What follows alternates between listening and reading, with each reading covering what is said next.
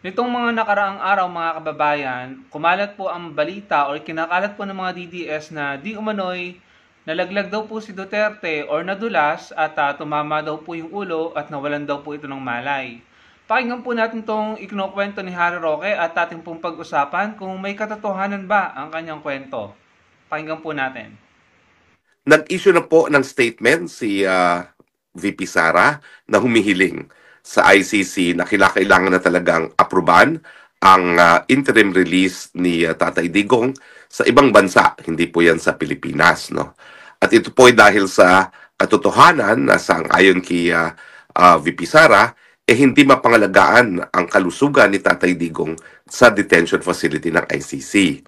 At binanggit niya yung isang okasyon kung saan nakita na walang malay si Tatay Digong at hindi maalagaan pati yung ingrown nail ni Tatay Digong. At totoo naman, no, kung talagang kaya nilang alagaan ang kalusugan ng isang nakadetene, dapat hindi na nadidiskubre na unconscious sa sahig ang Tatay Digong. No? At dapat siguro naiwasan yung ganong mga pangyayari. Walang sasabihin ko lang po, hindi ko po nakakausap pa si VP Sara. Hindi pa po kami nakipag-ugnayan kung pareho ang tinutukoy namin. Pero mga mahigit isang buwan ang nakalipas, nakapanayan ko po isa nagtatrabaho sa detention facility. Ang sinabi sa akin nung empleyadong yon, kung naalala nyo, merong report minsan na nailabas daw si Tatay Digong panandalian sa ICC Detention Center. At ang dahilan daw ay routine check-up. Pero ang sabi sa akin ng empleyado, hindi daw routine check-up yon. Nahulog daw si Tatay Digong habang naglalakad, tumama ang ulo. At dinala nga sa hospital para masigurado na walang danyo sa kanyang katawan. No? At ang rinig ko, binigyan din siya ng tinatawag na MRI, no? Kung titignan kung merong apekto sa ulo dahil tumama daw pong ulo. Now, ang request naman po ng tao, ipagbigay alam ko raw sa pamilya dahil hindi niya alam kung sinabi sa pamilya itong pangyayari ito kay Tatay Digong. No? At ako naman po ay sinunod ko yung request, pinarating ko po yung impormasyon na yan kay VP Sara. Hindi ko po alam kung ito yung impormasyon na sinasabi ngayon ni VP Sara. No? Basta ako, pinarating ko sa kanya at iniwan ko na po sa kanya yan kung anong gagawin niya sa impormasyon na yan dahil alam niyo naman po, no, anything about health is covered by the right to privacy. No? So bahala na ang pamilya mag-process ng ganyang impormasyon kasi hindi ko naman alam kung talagang hindi sinabi sa kanila. No? At hindi ko naman tinanong. Basta ako sinabi ko yung impormasyon dahil yan naman yung pinangako ko dun sa informante na nagsabi sa akin. So, ulitin ko po hindi ko alam kung parehong tinutukoy naming okasyon ni BP Sara, pero may ganyang impormasyon po na pinarating sa akin na ang request ay iparating naman kay BP Sara. At bahala na po si Inday Sara, si VP Sara mag-confirm kung kapareho kaming insidenteng sinasabi. No? Pero ang malinaw po talaga, kung talaga nangyari ang insidenteng yan, talaga pong bagamat meron silang clinic dyan sa detention facility, hindi po sapat yung clinic na yan para pangalagaan nga po ang kalusugan ni Tatay Digong. In fact, gaya na aking sinabi sa aking title, mukhang banta po sa kalusugan ni Tatay Digong ang pananatili sa detention facility. No? Now, meron pang sinasabi si VP Sara na ingrown nail man lang, hindi nila maasikaso paano pa yung mga seryosong mga medical na pangangailangan ni Tatay Digong. Ang katotohanan po at 80 si Tatay Digong, kinakailangan na talaga ng 24-hour assistance. No? Kinakailangan na kung hindi full-time nurse, caregiver. At yan po siguro ngayon ang hinihingi ni VP Sara doon sa kanyang panawagan na kinakailangan na talagang bigyan siya ng interim release dahil sa interim release, at least makakakuha sila ng full-time caregiver, nurse or midwife, pero yung susubaybay kay Tatay Digong at masisiguro na hindi naman siya matutumba at mawawalan ng malay sa sahig. No? But in any case, sana nga po, pagdasal natin na matuloy na yung interim release. Ang aking paninindigan po ay wala na pong balakid para sa interim release dahil nauna nang nagsabing hukuman na he is unfit to stand trial. If he is already unfit to stand trial, ano pang gagawin niya sa kulungan? No? That would amount naman po to cruel and unusual punishment dahil siya ikukulong na hindi pa napapatunayang nagkakasala. So, importante po talaga para mabigyan ng respeto ang karapatang pantao ni Tatay Digong sa kalayaan at yung presumption of innocence na talagang palayain na siya. Pero mga kaibigan ha, mag-ingat po tayo. Ang dami-daming fake news dito sa Dahig, no? Napalaya na po si Tatay Digong. Wala pa pong kanyang desisyon. Lahat po ng desisyon ay pinapublish po yan sa webpage ng ICC. So kami naman po, ilang beses na po na mayroong mga lumalabas na balita, hindi namin ini-include sa aking Facebook page hanggang hindi lumalabas mismo sa page ng ICC kasi mahirap na pong makuryente. 80 years old na po si Tatay Digong at maselan lahat ng impormasyon tungkol sa kanya, lalong-lalo na kung ito ay may kinalaman sa kanyang impending kalayaan. So yun mga kababayan, narinig nyo naman po yung kwento ni Harry Roque. Ako po, una sa lahat, nahihirapan po ako maniwala dyan. Dahil kung sinasabi ni Harry Roque na nung isang buwan pa sa kanya sinabi, nung empleyado ng ICC, na nabarog or tumama yung ulo ni Duterte, kaya ito'y inilabas at dinala sa ospital, bakit ngayon mo lang kinukwento? Hindi po ba mga kababayan?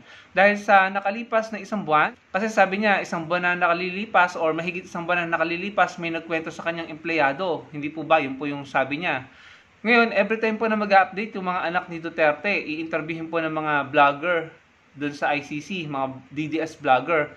Ang lagi pong sinasabi, okay yung kalusugan, maayos yung health, walang dapat ipag-alala. Ibinahagi ko naman po yan sa inyo at kahit tignan niyo po yung mga content ni Alvin Tourism na isang DDS. Kapag in-interview nila si Kitty Duterte, si Polong, si Sara Duterte, itong nakaraang isang buwan, mga kababayan. At kahit tignan niyo na lang yung mga past 2 to 3 weeks, laging sinasabi nila good health, maayos ang health, walang dapat ipag-alala, okay naman daw. Nakakausap nila, nagkukwentuhan sila. At wala pong nabanggit patungkol dyan sa nadulas, nalaglag, or nabarog, tumama ang ulo. Wala pong nabanggit na ganyan. So, nakakapagtaka, bakit ngayon nyo lang kinukwento yan? Kung totoo yan, mga kababayan. Tsaka ang isa pa, ang nakakapagtaka dito, empleyado ng ICC nagkwento kay Harry Roque. Paano niya nakausap yun? Hindi naman po siya nakakapasok sa ICC. And for sure, yung mga empleyado ng ICC, hindi pwedeng magbigay ng impormasyon patungkol sa mga nakadetain sa ICC detention dahil mga high-profile detainee yung mga yon.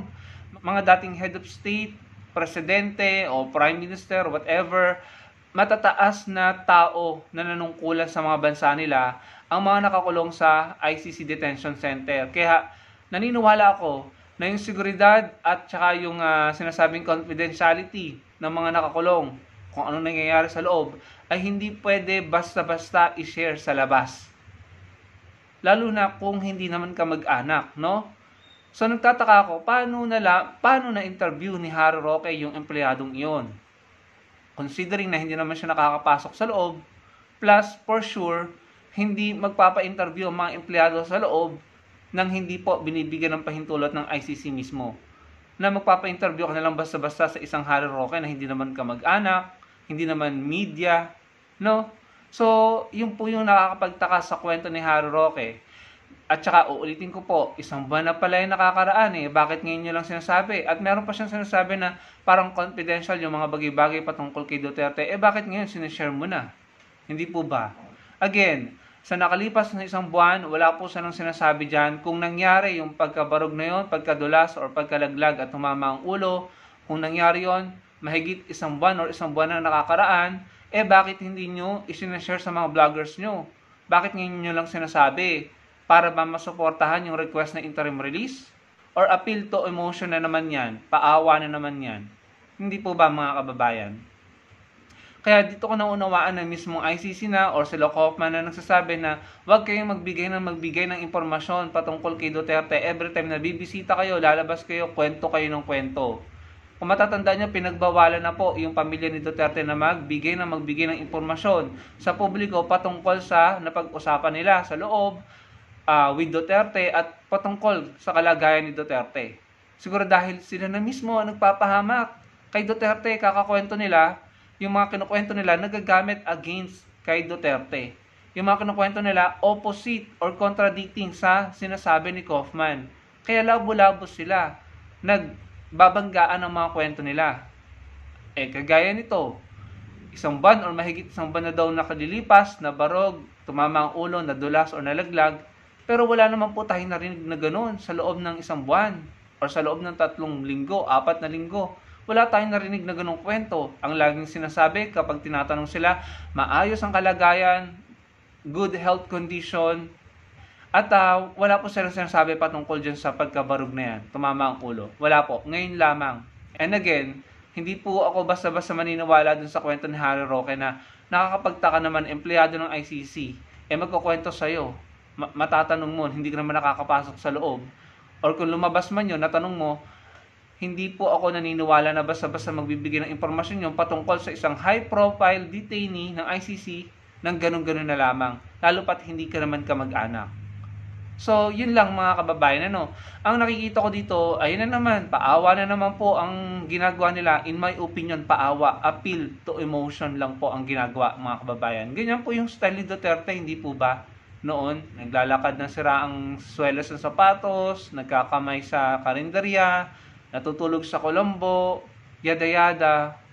Pero, aamin na may at least 5 billion pesos sa bangko. Tapos ngayon, ganyan. Kung sinasabi niyo, okay, sabihin na natin na kung yan ang sinasabi nila, dapat palayain kasi ganito ganyan, bla bla bla. Paano naman yung mga matatandang nakakulong dito sa Pilipinas? Dapat ba palayain na rin sila? Kasi matanda na sila? And I'm sure mas mahirap yung kalagayan nila. Dahil grabe, ang dumi. At saka talagang nanggigitata ang mga kulungan dito sa Pilipinas at siksikan. Maraming 70 years old doon, maraming 80 years old doon. Maraming mas matanda pa kay Duterte ang nakakulong sa mga kulungan sa Pilipinas. Pero hindi po natin sila binibigyan ng kalayaan dahil gumawa sila ng mali. Ngayon, ang bukang bibig nyo, Harry Roque, human rights, karapatang pantao, welfare ni Duterte, bla bla bla. Iniisip nyo ba yan? Nung sandamakmak na EGK, ang hindi nabigyan ng karapatang pantao or human rights na ipagtanggol or ilaban ang kanilang kaso sa korte? Naisip nyo ba yan? Naisip nyo ba yan na nung panahon ni Duterte, tinanggalan ng pondo ang Commission on Human Rights? I think 1,000 pesos lang yata ang ibinigay. Imagine that.